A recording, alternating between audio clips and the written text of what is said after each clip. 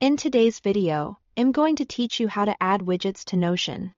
If you've ever wanted your workspace to show live weather, a countdown, or a simple life progress bar, widgets are the perfect way to bring real-time information into your pages without leaving Notion.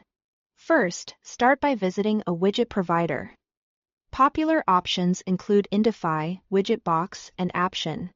Each of these sites offers a library of ready-made widgets, so browse until you find something that fits your needs, like a life progress tracker, a weather card, a clock, or a habit counter.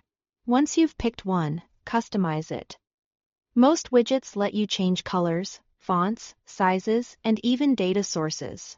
For example, a weather widget may ask for your city and preferred temperature unit, while a progress bar might let you set a goal or choose a time frame. Take a moment to get the appearance just right, so it blends with your Notion theme. When you are happy with the preview, look for the provided embed link or URL. This is important.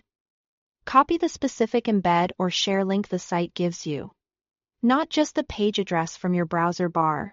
Keep the widget site open in case you want to tweak the design later. Changes often update automatically in Notion once embedded. Next, switch over to your Notion page. Open the page where you want the widget to live and place your cursor on a new line. Type /, then the word embed, and press enter. You'll see a box pop up asking for a link. Paste the embed link you copied, then click embed link. After a moment, the widget should load directly inside your page with a live preview. Now adjust it to fit your layout. Click and drag the edges or corners to resize the widget, so it doesn't overwhelm your content. You can also grab the block handle on the left to move it up or down, or drag it beside other blocks to create columns. If you are building a dashboard, consider giving it a wider area so the widget has room to breathe. If the widget doesn't appear right away, double-check that the link is correct and that the widget is set to be viewable externally on the provider site. That's all there is to it. Visit a widget site, customize and copy the embed link.